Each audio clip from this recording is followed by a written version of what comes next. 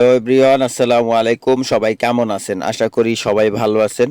আলহামদুলিল্লাহ, আমি অনেক ভালো আছি। বন্ধুরা, আজকে আপনাদের সাথে ইম্পর্টেন্ট একটা জিনিস শেয়ার করব। সেটা হলো, আমরা অনেকেই ভাবতেছি গ্রাম কিংবা শহর একটা স্বপ্নের বাড়ি করব, বা অনেকেই আছি আমরা বাড়ির কাজ শুরু করে দিছি, অনেকেই আছে অর্ধেক পরিমাণ হয়ে গেছে। তো আপনাদের জন্য খুব গুরুত্বপূর্ণ একটা বিষয় হবে। আর আমার যে ভুলগুলো হয়েছে এটাই আপনাদের সাথে শেয়ার করব ইনশাল্লাহ। আশা করি পুরো ভিডিওটা দেখবেন, তাহলেই বুঝতে পারবেন। যদিও ভিডিওটা একটু লং হবে, আশা করি পুরো ভিডিওটা আপনারা দেখবেন। আর যারা ফেসবুক পেজ থেকে দেখবেন, পেজটি ফলো দিয়ে সাথেই থাকবেন, এবং ইউটিউব চ্যানেল থেকে দেখলে সাবস্ক্রাইব করে সাথেই থাকবেন। তো মূল ভিডিওতে চলে যাই। আমার যে বাড়িটা, এটা হচ্ছে আমার গ্রামের বাড়িতে। আর এখানে হয়েছে আমি 21-এর শেষের দিকে, 22-এর একেবারে শুরুর দিকে বাড়ির কাজটা ধরি। তো এখন প্রায় 3 বছরের মতো হয়ে যায়। তো 3 বছর হয়ে যাওয়ার পরে আমি কিন্তু নিচের থেকে সেন্টারিং করে গ্রেড বিম পর্যন্ত করে রাখছি। যদিও আমি প্ল্যান ছিল প্রথমে শর্ট কলম করব, যে গ্রেড বিমের পরে 5 ইঞ্চি ওয়াল করে আমি ছাদ করে ফেলবো, এরকম একটা প্ল্যান ছিল। তো এই প্ল্যানই আগাচ্ছিলাম। তো তারপরে কিন্তু গ্রেড বিম করার পরে আমি কিন্তু জানালা পর্যন্ত করে ফেলছি, এই যে দেখতেই পাচ্ছেন।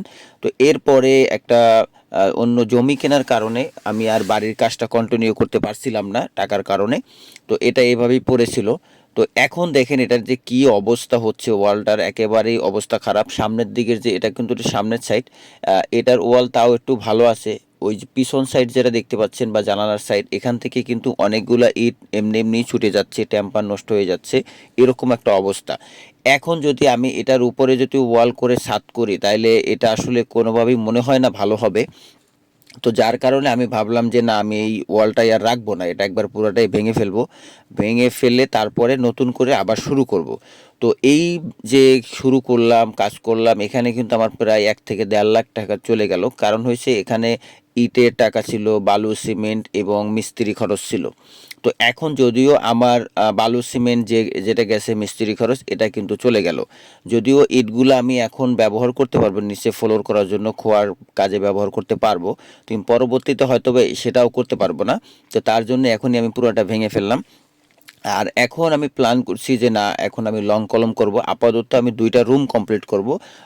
2টা রুম লং কলম করে আমি টিন শেড করেও যদি হয়, তাও আমি 2টা রুম কমপ্লিট করব। তো আপনারাও যারা যারা এরকম ভাবতেছেন যে টাকার ক্রাইসিসের কারণে আপনারা করতে পারছেন না, তারা কিন্তু অবশ্যই যদি সম্ভব হয় 2 রুম কমপ্লিট করবেন।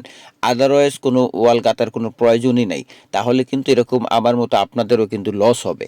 তো এই ব্যাপারগুলো আসলে হয়েছে কি, অনেক সময় হয় কি, যে মনে হয় যে না, আমি এখন শুরু করি, কিছুদিন পরে এটা করতে পারবো, কিন্তু পরে কোনো কোনো কারণে আর করা হয়নি। তখন কিন্তু এই টাকাটা পুরোটাই লস হয়ে যাবে।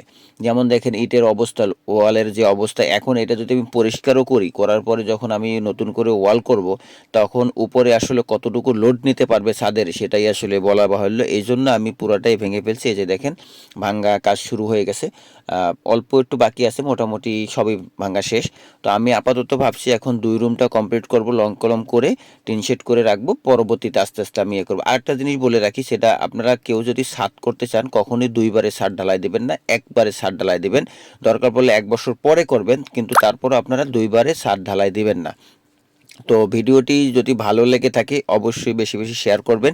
আর এরকম এরকম সমস্যা কে কে পড়েছেন, অবশ্যই কমেন্টে জানাবেন। আর আমি যেটা ভাবছি, এটা কি প্ল্যানটা কেমন হয়, অবশ্যই কমেন্টে জানাবেন। আর ভালো কোনো পরামর্শ থাকলেও দিবেন। তো ভালো থাকবেন সবাই, দেখা হবে। আসসালামু আলাইকুম।